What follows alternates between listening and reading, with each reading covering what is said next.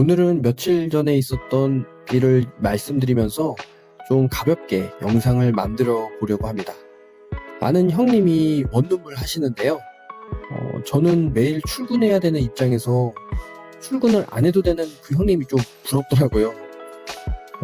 또 저랑은 다르게 회사 생활이나 직장 상사 때문에 스트레스 안 받겠다 또 이런 생각이 드니까 그런 부분도 좀 부럽고요. 그런데 이야기를 좀 나눠보니까 제가 생각하지 못했던 그런 스트레스도 또 있더라고요. 그 중에 하나가 건물 수압이 약하다는 겁니다. 그것도 가장 바쁜 시간대에 수압이 약하대요. 특히 출근 시간대에 수압이 약해서 미치겠다는 거예요. 세입자들이 일어나가지고 씻고 밥 먹고 해야 되는데 그때 수압이 약하니까 막 항의를 하고 막 불만을 막 얘기하고 화가 나서 막 그렇게 이제 이야기한다는 거예요. 그래서 자기가 이제 이것 때문에 스트레스를 너무 받아가지고 이것저것 안 해본 게 없다고 막 얘기를 하더라고요. 결국에는 제가 좀 도움 되시라고 여러 가지 솔루션을 드리고 잘 마무리는 되었습니다. 이렇게 보통 사람들이 자기 건물에 수압이 약하면 고민은 오래 하거든요.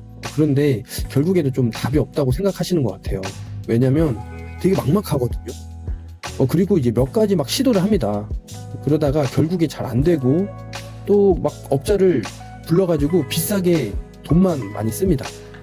특히나 오래된 원룸이나 그런 오래된 건물, 빌라 같은 다세대 주택 이런 그런 건물들도 좀 심하고요. 또 전원주택도 좀 다른 이유긴 한데 수압이 약해서 고생하시는 분들이 종종 있습니다. 눈치가 빠른 분들은 벌써 이해하셨겠지만 집에 물줄기가 약하게 나오는 문제는 원인이 한 가지가 아니에요. 되게 상황이 많습니다. 약한 수압의 원인은 정말 원인이 많고 또 해결 방법도 다양합니다. 그래서 앞으로는 이 약한 수압의 상황들에 맞춰서 해결 방법들을 영상으로 만들어 볼까 생각 중입니다.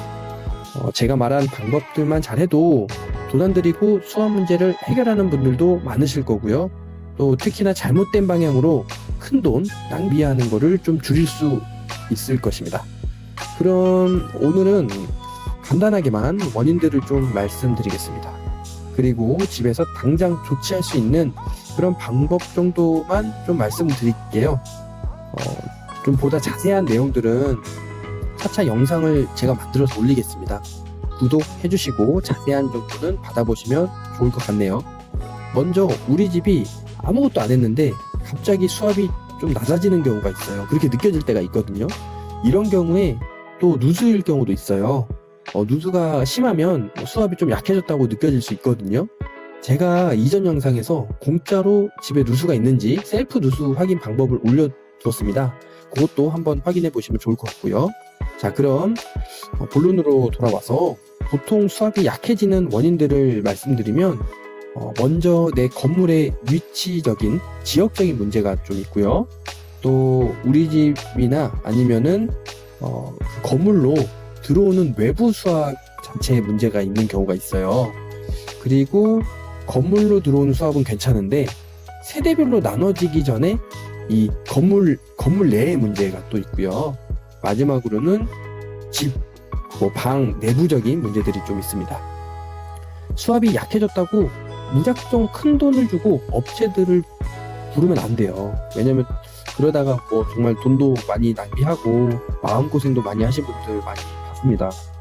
그리고 또 그렇다고 막 가압 펌프부터 설치하면은 또 그것도 상황에 따라서 잘못된 방법일 수 있습니다. 결국에는 자신의 상황에 맞춰가지고 해결책을 고민하시면 좋습니다.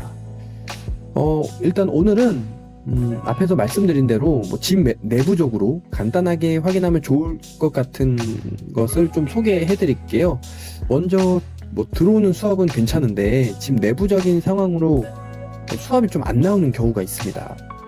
일단 샤워기부터 말씀드리면 샤워기 수전을 보시면 왼쪽이 온수고 오른쪽이 냉수죠. 여기에 자세히 보시면 일자 형태로 홈이 파져 있는 곳이 있어요. 이곳을 동전이나 일자 드라이버 같은 거 이렇게 돌릴 수 있는 걸로 돌려주시면 수압을 좀 올릴 수 있습니다. 참고로 시계 방향으로 돌리면 물이 안 나오게 잠그는 거고요. 반시계 방향으로 돌리면 수압이 올라갑니다. 이게 원래는 뜨거운 물이랑 찬물을 조절하는 용도라고 보시면 돼요. 그런데 이게 설치해 주시는 분이 좀 설정을 좀 대충 하시는 경우가 생각보다 많이 있습니다. 뭐 예를 들어서 찬물에서 뜨거운 물로 이렇게 뭐 잘 넘어가는 게 아니라 확확 바뀌는 경우에 뭐 이걸 좀 조절을 잘못하신 경우가 좀 있고요. 또 수압이 약하게 설정이 되어 있는 경우도 있습니다. 그렇다고 해서 이게 온수 냉수를 조절하면서 사용을 하시는 게 제일 좋은데, 참고로 샤워기 수전을 이거를 이제 열 때 너무 막 이렇게 확확 돌리면 또 홈 부근에서 물이 셀 수도 있어요. 그래서 좀 조심히 살살 여시고요. 또 밸브를 풀다가 끝까지 너무 다 풀면은 볼트가 빠져버려요. 그러면 그곳에서 물이 얼굴 정면으로 이렇게 나옵니다. 그것 때문에 좀 놀라시는 분들도 많아요. 특히 온수할 때, 뜨거운 물 할 때는 온수 밸브를 좀 풀 때 조심을 좀 하시고요. 팁으로는 보일러를 아예 꺼놓고 하면 좀 안전합니다. 또 주방 싱크대나 세면대의 경우에 밑에 있는 부분을 보시면 밸브들이 있습니다. 이런 밸브들이 좀 잠겨 있는 경우가 있어요. 그러면 이제 수압이 좀 약하니까 좀 확인해 보시고 좀 적절하게 여시는 것도 방법이고요.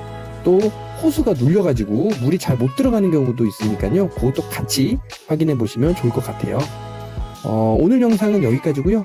저는 아프리카 갔다가 물로 힘든 사람들을 보고 물 공부를 시작을 했어요.